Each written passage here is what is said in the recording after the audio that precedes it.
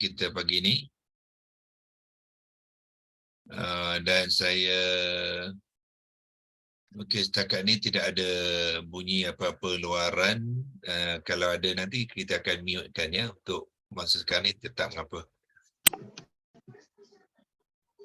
Puan Jalilah ada masalah masuk nampaknya ya. Lain agaknya tak apa ni. Dah 2-3 kali dia cuba.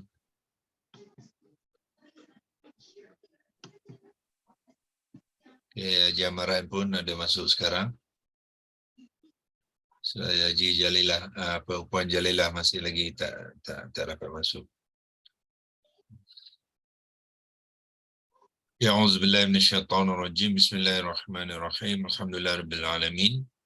Wassalatu wassalamu ala asyrafil anbiya'i wal mursalin wa ala alihi wa sahbihi ajma'in. Alhamdulillah, kita mengucapkan syukuran sekali lagi kepada Allah SWT. Semoga dengan ucapan kesyukuran kita, semoga Allah akan menambahkan lagi nikmatnya kepada kita, termasuklah nikmat untuk kita memahami ayat-ayat Al-Quran, iaitu kalamullah, iaitu sebenarnya adalah percakapannya Allah dengan kita. Maknanya tiap-tiap kali tuan-tuan dan puan membaca Al-Quran tu, ya, di dalam hati itu tuan-tuan kena mengiktikadkan yang kita sebenarnya mendengar percakapan Allah. Allah tengah bercakap dengan kita. Jadi implikasinya ialah wajib untuk kita faham, ya, bila Allah bercakap dengan kita. Macam mana cara nak untuk kita memahami ialah kita kena mengenal, ya, Quranan Arabiyan. Quranan Arabiyan dalam ayat Yusuf tu, ya, Allah katakan Quran ni, percakapan Allah tu, Allah bercakap dalam bahasa Arab, ya, dengan kita, dan perlulah kita memahami dalam bahasa Arab tu, ya, Quranan Arabiyyan la'allakum ta'qilun. Jadi Allah turunkan dalam bahasa Arab supaya kamu semua menggunakan akal, ya, akal untuk memahaminya, ya. Kalau kita nak kupas ayat tu, banyak yang kita boleh kait dengan ayat-ayat yang berkaitan untuk kita tafsirkan. Sangat luas, ya, pengetahuannya. Kalau dia juga berkaitan dengan ayat-ayat yang Allah kongsikan dengan kita kepada orang-orang yang dipanggilkan ulul albab, ya. Ulul albab ni lah orang-orang yang sentiasa menggunakan akal fikirannya untuk memahami ayat-ayat Allah dan mengambil iktibar di dalam kehidupan mereka, ya. Malah Allah mengatakan, kalau bagi mereka yang bukan ulul albab ni, ya, mereka tidak dapat faham apa yang Allah nak cuba sampaikan. Mereka tidak dapat mengambil iktibar dan pengajaran daripada ayat-ayat Quran. Jadi untuk sampai ke tahap tu memang kita kena belajar memahami, ya, kalimah-kalimah Quran, ayat-ayat Quran tu. Dalam banyak ayat, contohnya Al-Baqarah tu 169, Allah kata wa ma yazakkaru ulul albab. Maknanya Allah kata tidaklah seseorang tu mendapat mengambil peringatan, ya, melainkan ulul albab, ya. Jadi memang banyak panduan-panduan dalam Quran tu untuk menggalakkan kita, memotivasikan kita untuk memahami, menggunakan akal fikiran dan menzahirkannya, peringatan dan pembelajaran itu di dalam kehidupan kita, ya. Okey, so itulah tujuannya kita mengambil masa berkongsi dengan tuan-tuan dan puan-puan untuk sama-sama kita belajar, ya. Sebenarnya saya pun masih belajar, ya, proses pembelajaran tu tidak terhenti, tidak terputus ya. Walaupun kita mengajar, tetapi sebenarnya kita juga belajar ya, dan kita akan dapati apabila kita belajar dan kita dapat menimba ilmu baru dalam Al-Quran ni, kita akan dapati rupanya memang kena banyak lagi rupanya belajar. Ya, daripada dulu saya mula memahami Al-Quran ni, rupanya saya kena lipat gandakan usaha saya untuk belajar ya, belajar, dan salah satu dari proses belajar ialah sebenarnya juga mengajar. Ya, mengajar. Jadi bila tuan-tuan dan puan-puan mengajar ya, sebenarnya kita akan melipat gandakan lagi proses pembelajaran itu. Saya sangat galakkan ya pada tuan-tuan dan puan untuk mula mengambil bahagian ya. Mulanya dengan cara latihan ya, selepas tu ambil bahagian dalam mengajar ya. Kalau perlu untuk bekerjasama dengan kita, nanti beritahu ya, kita boleh aturkan ya macam mana proses pembelajaran melalui mengajar ni akan diaturkan ya, insya-Allah. Jadi kita boleh bayangkan kalau ramai di antara tuan-tuan dan puan-puan satu hari nanti mengambil bahagian mengajar, mana kita boleh bayangkan ilmu Al-Quran ni akan tersebar lebih luas. Ya, dan cuba bayangkan kalau semua tuan-tuan ni belajar saja ya. Seluruh masyarakat Malaysia ni belajar saja. Tak ada orang yang nak mengajar. Apa terjadi? Ya, jadi proses pengembangan ilmu Al-Quran itu akan terbantut. Sebab itulah kita kena galakkan ya kawan-kawan kita, termasuk kita sendiri, untuk akhirnya mesti pasangkan niat ya, satu hari saya mesti mengajar ilmu Al-Quran ni. Ya, so mengajar mula dengan keluarga kita lah ya, keluarga kita, lepas tu rakan-rakan rapat kita dan ahli-ahli Qur'an kita di satu masjid ya, dan seterusnya masyarakat keseluruhan, sebab sekarang ni kita boleh mengajar secara digital ya, secara digital. Jadi sepatutnya tidak ada alasan lah ya lagi untuk kita apa ya, dalam Quran tu tuan-tuan akan banyak lihat nanti ya, Quran tu Allah kata perlu disampaikan kepada manusia ya, seluruh manusia. Jadi siapa yang nak nyampai itu kita lah. Kalau kita tak buat kerja itu, jadi manusia lain tak dapat ya mesej daripada Allah tu. Ya, so kita perlu belajar dan mengajar ya. Okey, saya teruskan perkongsian kita sekali lagi. Ini ingat ya untuk share screen ya, kalau tidak biasanya Jano Ayati itu kena ingatkan saya. Okey, saya share screen sekarang. Dan kita masih lagi berkongsikan ayat surah Al-Hijri, suratul Hijri 15 ayat 96 ya. Okey, menyebut kalimah tu kadang-kadang kita sebut dia Al-Hijru, kadang-kadang Al-Hijri ya. Macam mana bila kita nak menyebut dia Al-Hijru? Masa bila nak menyebut Al-Hijri? Ya. Kalau kita bercakap dalam bahasa Melayu, kita kata dia ini adalah surah Al-Hijru ya. Al-Hijru sebab surah tu bahasa Melayu ya, dia tidak menjadikan pertalian pertalian idhafah ya, kata-kata Al-Hijru, maknanya kita menyebut nama kalimah tu ialah Al-Hijru, dia akan jadi mubtada lah ya, Al-Hijru. Tetapi kalau kita menyebutnya dengan suratul okey juga kan dia. Kerasnya ya. So, ni saya kena mute-kan lah ya. Tapi mute nanti saya punya apa tu?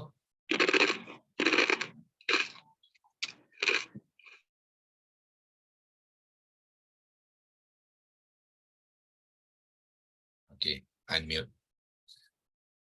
Okey, kalau kita menyebut surah dalam Arab ya, kita suratul dan kita sebut hijri. Suratul hijri sebab dia sudah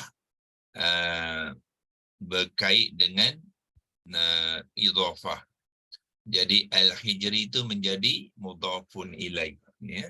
Kalau kita menyebut al-hijru nama dia saja kita sebut al-hijru.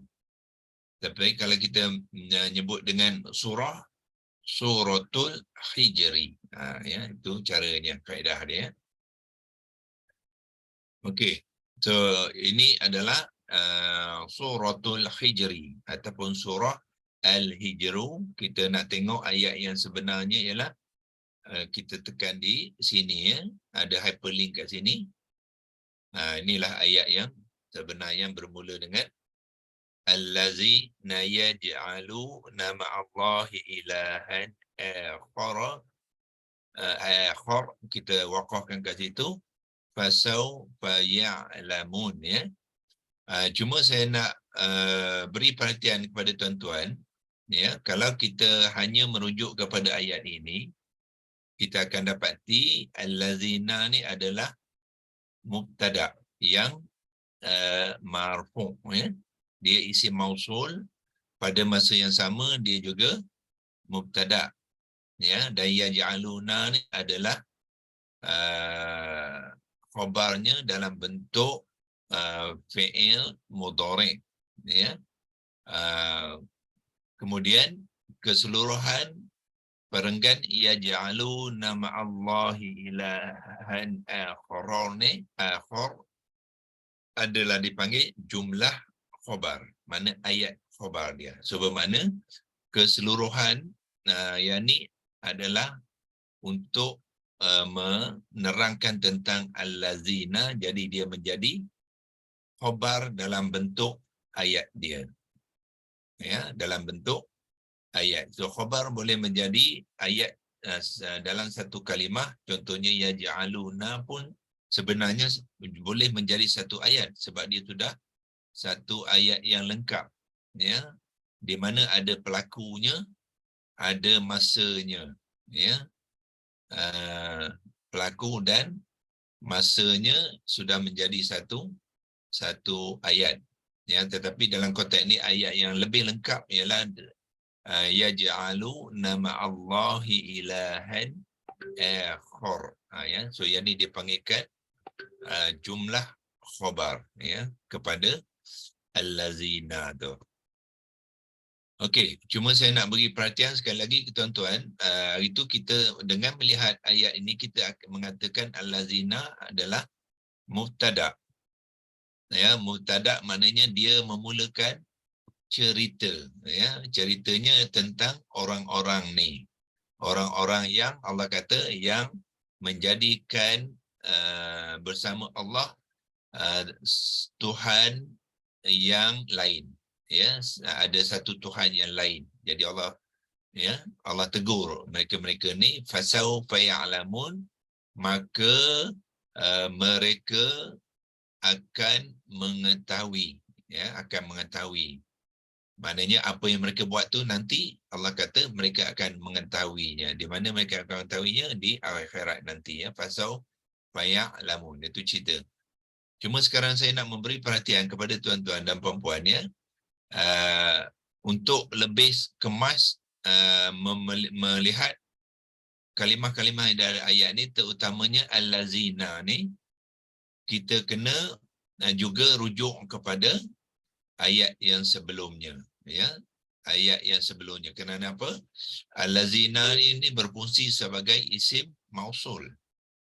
So kalau dia isim mausul, maknanya dia nak mengaitkan cerita sebelumnya ya, orang-orang yang di dalam ayat sebelumnya, itu ayat ke-95 ya. Kita akan tengok orang-orang yang diceritakan dalam 95 tu apakah status dia. Kalau status dia marfu', maka allazina ni adalah marfu' ya. Kalau status orang-orang yang diceritakan di dalam hujung ayat, biasanya di hujung ayat ni, sebab tu dia menggunakan isim mausul tu untuk mengaitkan orang-orang tu. Kalau dia mansub ataupun majrur, maka allazina ni mengambil i'rab yang majrur, ya. Walaupun dia mubtada di dalam ayat ini, tapi dia juga isim mausul yang disifatkan mengikut orang-orang. Siapa yang orang tu kita akan lihat dalam ayat ke 95, 95, ya. 95. Okey, sekarang saya tunjukkan tuan-tuan, kita lihat ayat 95, ya.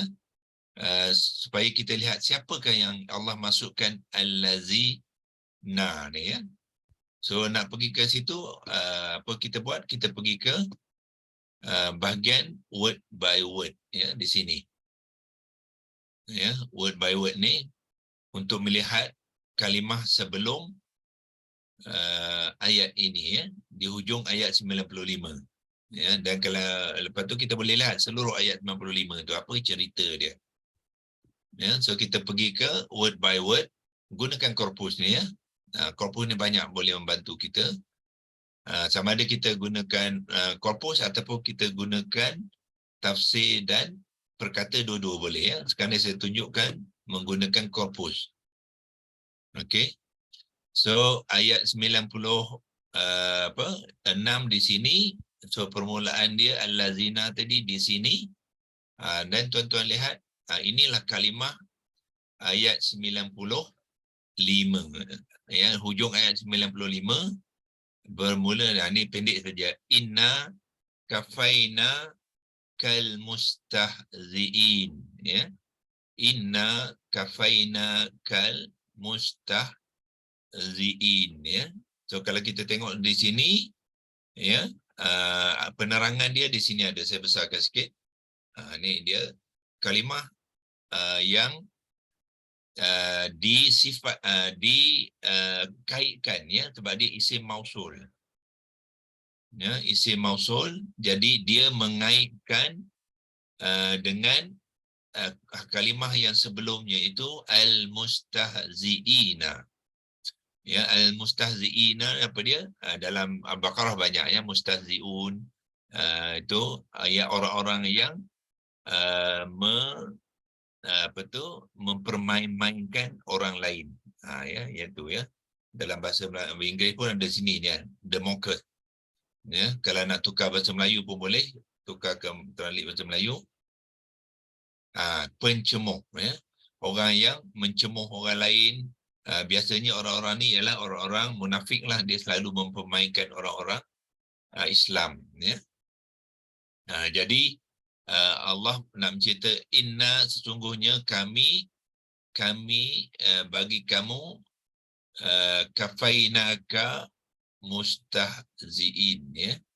Jadi terhadap, maknanya cukuplah, ya, bagi kamu itu terhadap pencemuh tu, maknanya cukuplah dengan perbuatan-perbuatan mereka tu yang mencemuh-cemuh, ya, mencemuh-cemuhkan. Ni merujuk kepada Nabi, ya. Ramai antara orang-orang munafik tu yang sentiasa mencemuhkan, ya, Nabi. Jadi yang inilah yang Allah nak tegur, ya. Jadi bermakna mustahziin di sini ialah dalam bentuk apa? Mansub. Ya, mana mansub kita boleh lihat di sinilah. Ya, isim dia adalah isim jamak yang mansub, ya. Ini dalam penerangan bahasa Arab, penerangan dalam bahasa Melayu di sini, iaitu kata majmuk, ya. Majmuk itu ialah jamak maskulin accusative, maknanya mansub. Accusative itu ialah mansub, ya, dan bentuk dia adalah aktif participle, ialah isim fa'il. Bermakna ini adalah isim fa'il wazan ke-10, ya. Ini ada tulis bentuk act ni adalah wazan ke-10. Kalau saya boleh gunakan annotation tu, gunakan kotak. Ya. Wazan ke-10. Macam mana kita nak mengenal di dalam kalimah tu wazan ke-10? Ya, lihat di kalimah tu ada penambahan sim dengan ta ni. Itulah tanda yang kalimah itu dibentuk dengan menggunakan wazan ke-10, ya, mustahziin. Jadi dia i'rabnya adalah mansub, ya. Tengok sini mansub. Ya, bahasa Melayu mansub akuzatif. Bahasa Inggeris diambil daripada bahasa Inggeris, ya, akuzatif. So jadi apabila kumpulan orang-orang yang nak diceritakan seterusnya itu dengan menggunakan isim mausul, ya. Jadi isim mausul ni semestinya lah mengambil i'rab yang sama dengan mansub, ya. So kalau kita nak relatekan balik, kita akan gunakan arrow. So allazina, ya, dia adalah untuk mengaitkan dengan al-mustahziina. Jadi semestinya lah dia mengambil i'rab yang mansub.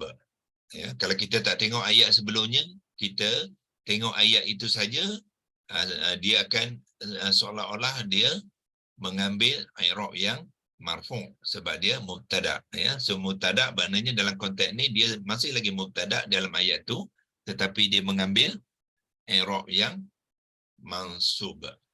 Ya, okey, itu satu penambahan, ya, maklumat untuk tuan-tuan mengambil perhatian, ya. Seperti juga di dalam ayat Al-Baqarah, ya, Al-Baqarah ayat kedua dengan ketiga, ya. Ayat kedua ialah apa?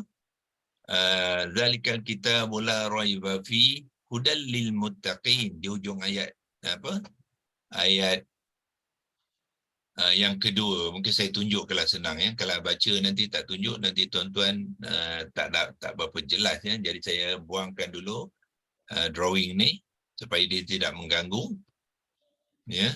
Kita pergi ayat Al-Baqarah. Okey, Al-Baqarah. Okey. So di sini ada apa? Di hujung ayat kedua ialah lil muttaqin. Ya, ini, ya. Lil muttaqin. So dengan tanda qaf yang baris bawah dengan ya nun ni menunjukkan kalimah ni adalah kalimah majrur, ya. So ini adalah isim fa'il, isim fa'il ma'rifah lah, ya. Dia asalnya ada alif lam ta. Isim fa'il ma'rifah wazan ke-8, jamak yang majrur, ya. Jamak tu nak sebut jamak pun boleh atau majmuk pun boleh, ya. Itu sekarang tu bagaimana sekarang ni i'rab dia adalah majrur, ya. Sebab apa majrur? Sebab ada lam harfun jar. Jadilah dia majrur lil muttaqin, ya. So bila majrurnya di situ bermakna sekarang ni Allah menggunakan allazina sebagai isim mausul untuk merelatekan balik, menceritakan siapakah lil muttaqin tu, ya. Nak menceritakan lil muttaqin ni, jadi semestinya lah allazina ni walaupun dia mubtada kepada ayat ini, ya, dia memulakan cerita, tapi dia juga berfungsi sebagai relative noun, ya, iaitu isim mausul kepada al-muttaqin yang majrur. So kalau maknanya kalau kita nak meneliti i'rab kepada allazina, dia adalah isim mausul jamak yang majrur, dan dia juga berfungsi kepada mubtada dia, ya. So mubtada, bila ada mubtada, khabar dia adalah, so khabar ni adalah dalam bentuk apa? Jumlah, ya, bentuk ayat, ya. Bermula dengan yu'minu nabil ghaibi. Ini satu satu khabar dia lah, ya, kepada allazina tu, kemudian ditambahkan dengan waw atifah, yuqimuna sholata, ini adalah ma'tuf kepada yu'minuna bil ghaibi. Ya, kemudian tambah satu lagi, mimma razaqnahum yunfiqun, so mana terdapat 3 khabar, ya.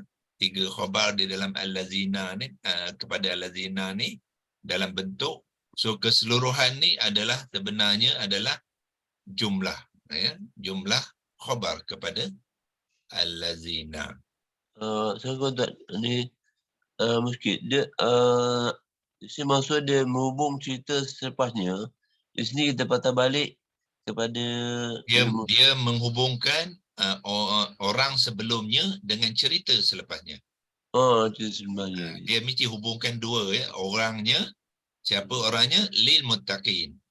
Jadi apa cerita lil muttaqin tu? Lepas tu cerita selepasnya lah. Yu'minuna bil ghaibi wa yuqimuna solata. Dua fungsi lah. Dua berfungsi dua. Dia mengaitkan mesti ada 2 perkara. Ya? Ya. Sebelum dan selepas. Sebab tu dia namakan kata nama kaitan. Dia mengaitkan orang sebelumnya. Jadi apa hal orang tu? Diceritakan selepasnya lah.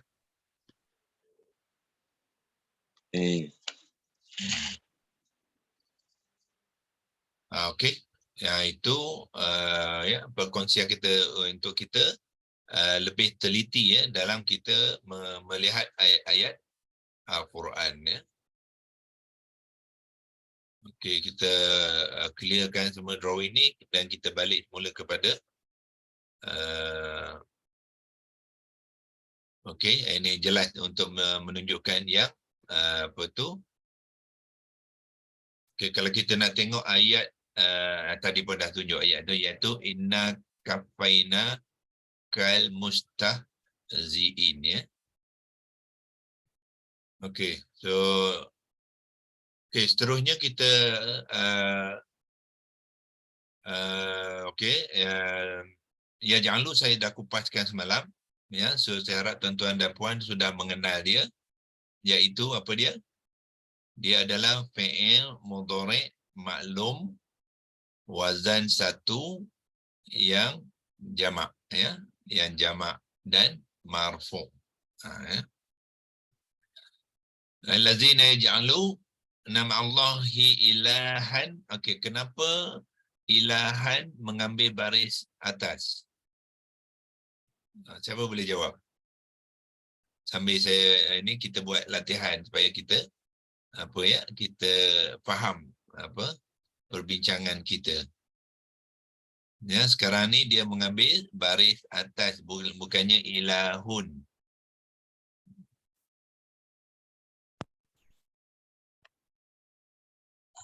Maf'ulun bih ke mana? Betul. Bila maf'ulun bih, dia maf'ulun bih kepada kata kerja mana? Yaj'aluna. Betul, ya. So dia adalah, jadi yaj'aluna ni dia adalah maf'ulun bih kepada kata kerja. Mereka menjadikan Tuhan. So Tuhan tu sudah jadi objek lah, maf'ulun bih. Ya, sebab itulah dia mengambil baris atas, ya. Dan bila isim yang mansub, so dia mesti diikuti dengan alif, ya, selepas baris 2 tanwin fathah tu, so dia mesti diikuti oleh alif mad, ya, alif mad dalam tulisan. So kita mesti faham, itulah caranya menuliskan kalimah ilahan, ya. Cuma hari itu kita dapat betulkan alif ni jangan letak atas lam, pindahkan dia selepas lam, ya, bila menulisnya, ya, memperbetulkan tulisannya. Okey, sekarang ni Allah nak cerita ilahan, Allah gunakan akhara. Akhara ni adalah makna dia apa? Makna dia yang lain. Ya, Tuhan yang lain. Jadi akhara tu sebenarnya adalah isim sifat kepada ilahan, ya. Yang lain tu adalah isim sifat, dan isim sifat tu semestinya lah mengambil baris atas, ya. So tuan-tuan lihat di sini dia bukannya akhoron, tidak ada bertanwin, ya. Kalimah akhoro dia salah satu daripada kalimah yang tidak mengambil tanwin, ya. So dia adalah akhoro saja, jangan pergi letakkan tanwin dan baris alif pula, ya, nak mengikuti sini tidak, ya, sebab memang penulisan akhoro tu dalam bentuk yang ini, ya, dan alif bertanda panjang tu kita tukarkan kepada mad badal, ya, mad badal. So mungkin hari ini saya boleh kongsikan tuan-tuan akhara ni macam mana penggunaan dia di dalam Al-Quran, ya. Okey, kita keluar pada sini dan pergi ke senarai ayat-ayat yang menggunakan akhara, ya, di dalam Al-Quran. Macam mana kita nak pergi situ? Kita pergi ke ayat ini dulu, ambil ayat ni di sini, ya. Dalam ayat ni ada akhara ni, so kita boleh kita pergi ke word by word dan kita ambil kalimah akhara, ya, step by step. So di sini kita pergi ke word by word ni. Sekarang ni dah tukar bahasa Melayu, ya. Kalau nak tukar bahasa Inggeris, saya boleh tukar bahasa Inggeris. Okey. Ambil word by word, cari akhara ni, ya. Tengok saya tekan akhara sekarang, ya, dan kita ambil di bawah tu apa? Ada concordant, ya, concordant ni. Ini dah tukar bahasa Melayu, concordant asalnya ialah bahasa Inggeris, ya. Tengok bahasa Inggeris dia macam mana. Translate ke ambil English. Itu, ya. Ambil kotakkan dia, ya, yang ni. Concordant ni. Apa dia? List of occurrences of this word akhara ni. Kita nak tengok, ya, macam mana kalimah akhara ni digunakan dalam Al-Quran, ya. Okey, so clearkan dulu dan stop. Okey, so saya tekan sekarang, ya, sekarang ni dia akan menyenaraikan semua ayat-ayat yang berkaitan dengan akhara. Tengok dia adalah apa? Sifat, ya, isim sifat dan yang mansublah, ya. Mansubah, ya, dia kata tu sifatun mansubatun, ya. Okey. Dan jantina dia adalah muzakkar, ya, maskulin. Okey. Dan tengok di sini dia adalah singular, ya, singular untuk mufrad, sebab ilahan adalah mufrad, jadi bilangan dia juga mufrad, ya. So sekarang ni saya tekan concordant di sini. Okey, so tuan akan inilah beberapa ayat yang disenaraikan, lebih kurang ada berapa tu? 26, ya. 26 ayat yang di dalam Al-Quran menggunakan akhara tadi dalam berbagai-bagai bentuk, ya. Ni ada 26 contoh ni. Jadi tuan-tuan boleh tengok tadi ayat mana? 1596, yang ni lah. Ni dia yang kita bincangkan tadi, ialah yang ni lah.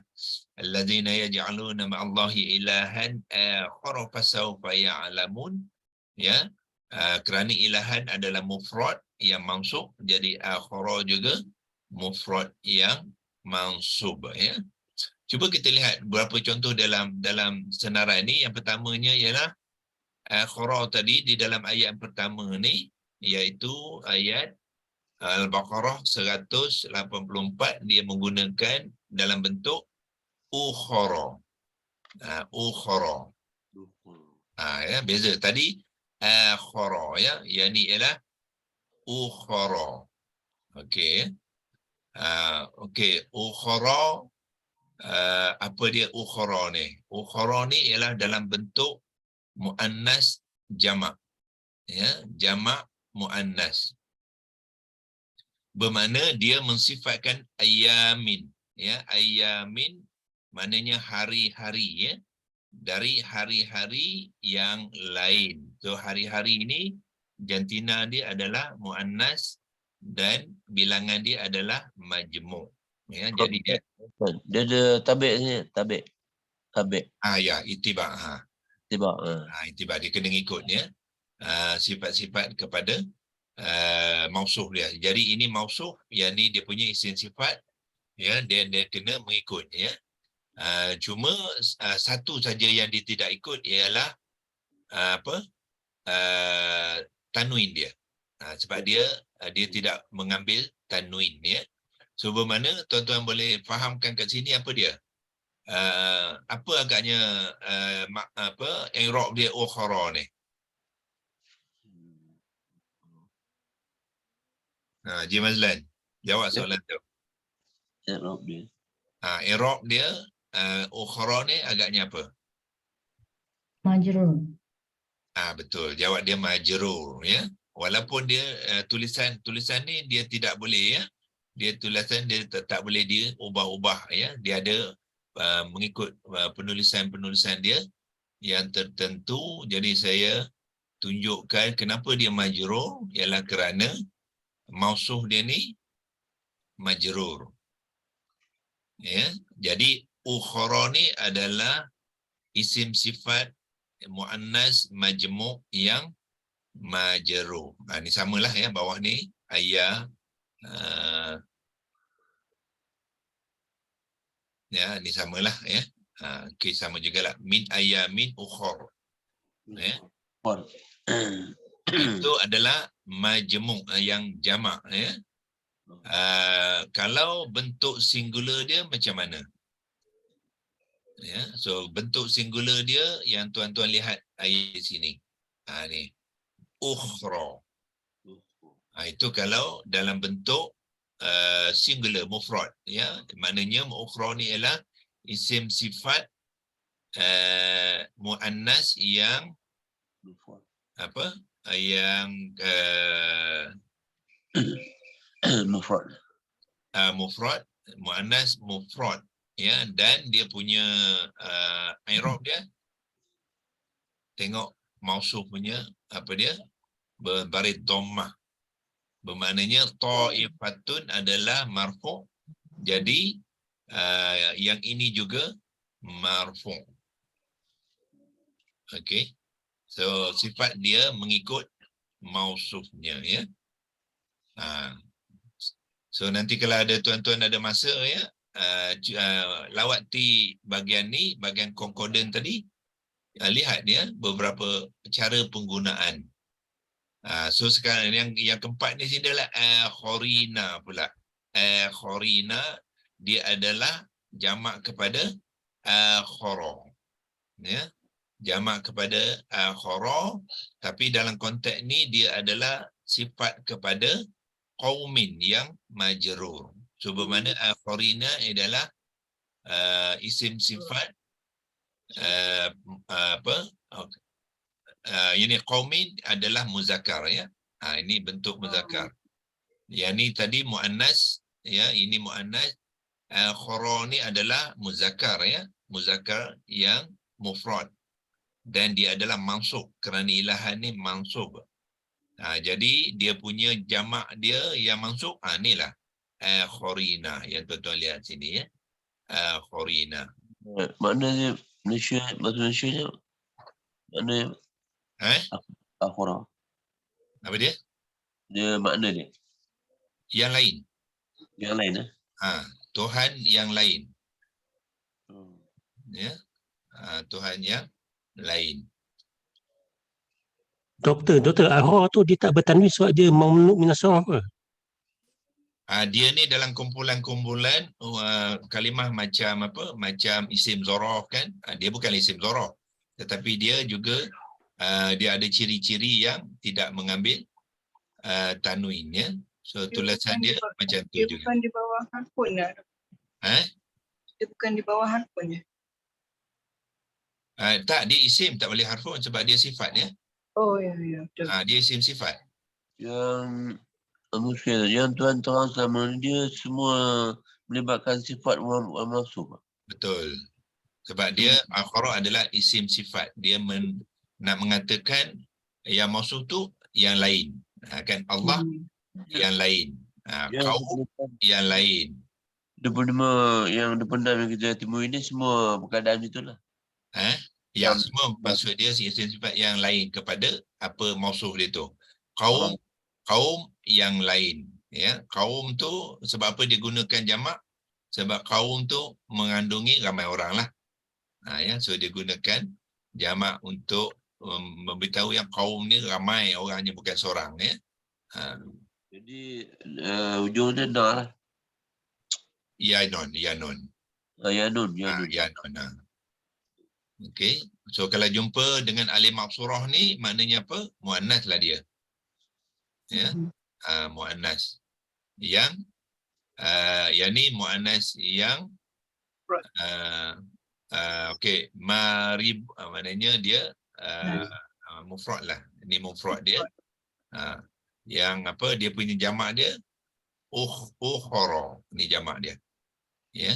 Ukhara adalah majmuk jamak kepada ukhra. Ya, kalau tak ingat senang je, tengok dia punya mausuf ya. Taifah adalah singular. Jadi dia ukhra. Ayyamin adalah plural jamak. Jadi sifat dia ukhra. Dia tak ada alif maksurah ya. Alif maksurah tu digugurkan ya. Alif maksurah hanya digunakan dalam bentuk mufrad. Okey, so yang ni samalah ni ya. So, dengan melihat ni tuan-tuan dah boleh boleh dah mengenal already ya. Yang ni akharuna, kenapa diguna akharuna bukan akharin?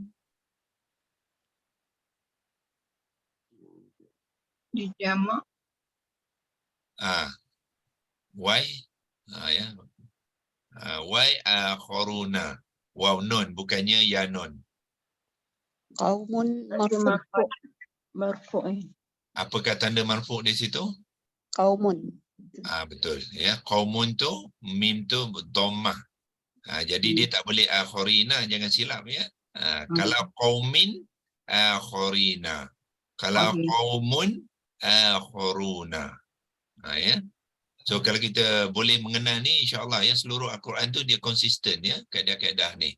Cuma kita kena belajar saja mengenal dia ya. Maklumat-maklumat ni insya-Allah kita belajar daripada satu masa ke satu masa kita akan dapat ya menguasai ilmu-ilmu bahasa Al-Quran ni insya-Allah. So untuk hari ini kita sudahi perkongsian kita di sini dulu. Sampai akhirah dan besok kita sambung habiskan dengan saufa ya'lamun. Tu ya, itu dah orang kata straightforward ya. Tak ada kerumitan yang tu ya.